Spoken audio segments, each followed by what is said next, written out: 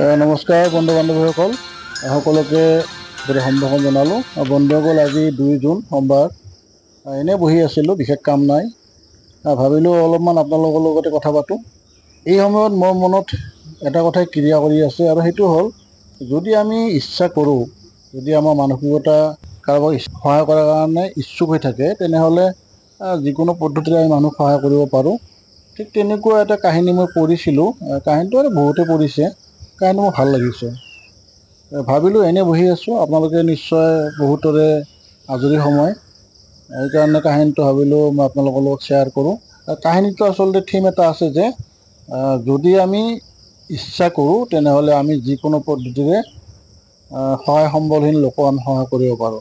শুনকচোন কাহিনীটো। এদিনাখন মই এঠাইত ফুৰিবলৈ গৈছিলোঁ। তাত এখন সৰু চাহৰ দোকান আছে। তাত মই একাপ চাহ খালোঁ।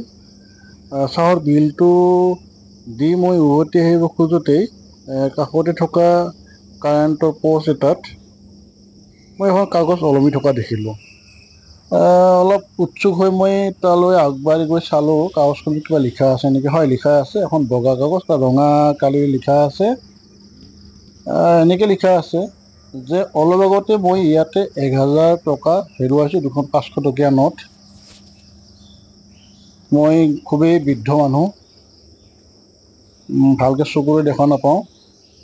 যদি কোনোবাই পায় টকাটো মোক দিব। আৰু তলত এটা ঠিকনা লিখা আছে, নামটো লিখা আছে।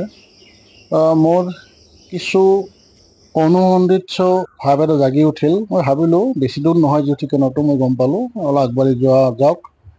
দেখিলোঁ যিটো ঠিকনা দিছিল তাত গেটত এখন ভঙা দৰ্জা। মই ঠেলি সোমালোঁ ভিতৰত। সোমাই দেখিলোঁ তেনেই এটা বিধ্বস্ত কোঠালি, তাত এগৰাকী বৃদ্ধা শুই আছে। দেখিলে গম পাই অসুস্থ। মই সোমোৱা মাত্ৰই তেওঁ মোৰ ভৰিৰ শব্দ পাই সুধিলে, কোন? মই ক'লোঁ, মই। আপোনাৰ 1000 টকা হেৰুওৱা বুলি যে তাত লিখি থৈছে, মই আচল টকাটো পাইছোঁ, এইটো আপোনাক দিব আহিলোঁ। তেতিয়া বৃদ্ধাগৰাকীয়ে সেটা ওঠত হাঁহি বিৰিঙাই ক'লে যে এইটো কথা মই বুজি পোৱা নাই। আচলতে ঘটনাটো কেনেকুৱা হৈছে মই ধৰিব পৰা নাই। এতিয়ালৈকে প্ৰায় 15জন মানুহ আহিছে। আহি সকলোৱে কৈছে যে আপুনি কোৱা মতে মই 1000 টকাটো পালোঁ, আপোনাৰ টকাটো দিব আহিলোঁ। মই বাধা কৰিলেও মানুহে জোৰ কৰি টকাটো দিছে আৰু গুচি গৈছে। এতিয়া 16 নম্বৰত তুমি আহিলা, তুমিও কৈছা মোৰ টকাটো বিচাৰি পাইছা। আচলতে লিখিছে কোনে? তেতিয়া মই ক'লোঁ যে যিয়ে নহওক, কোনোবাই লিখিছে, কথা নাই। যিহেতু আপোনাৰ টকাটো হেৰুওৱা বুলি কৈছিলে, মই পাইছোঁ, আপোনাক টকাটো দিলোঁ। নিশ্চয় আপোনাৰ কিবা উপকাৰত আহিব।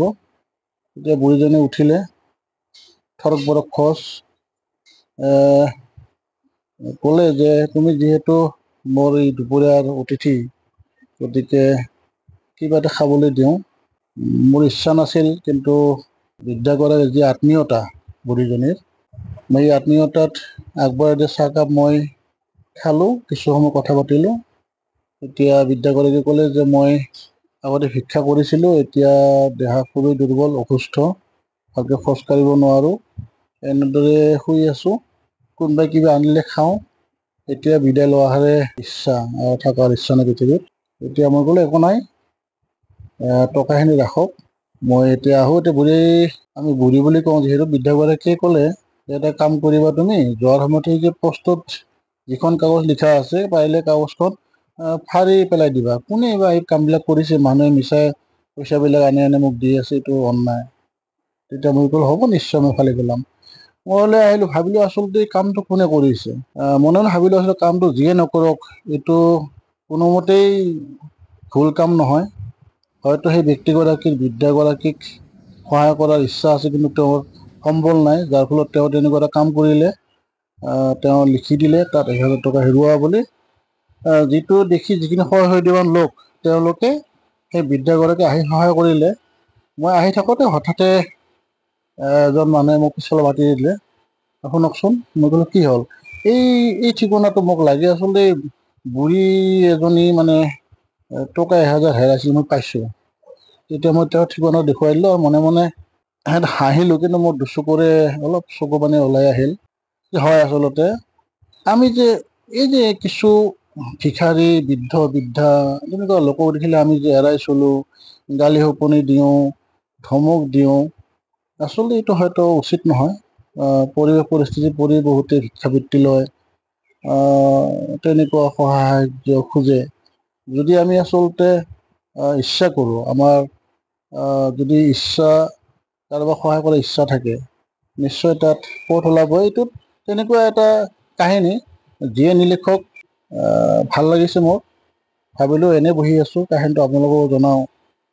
ইয়াত এটা বাৰ্তা দিয়া হৈছে যে মন কৰিলে চন। যদি আমি কাৰোবাক সঁচাই সহায় কৰাৰ ইচ্ছা কৰোঁ, তেতিয়াহ'লে এই সহায়টো যিকোনো পদ্ধতিৰে আমি কৰিব পাৰোঁ, প্ৰত্যক্ষ পৰোক্ষ যেনেকৈ নহওক, আৰু তাৰ দ্বাৰা নিশ্চয় কাৰোবাৰ নহয় কাৰোবাৰ উপকাৰ হ'বই। কাহিনীটো এইটোৱে আছিল। কাহিনীটো প্ৰকাশ কৰাত নিশ্চয় কিছু ভুল ত্ৰুটি থাকিব, সেইটো মাৰ্জনা কৰিব। ধন্যবাদ।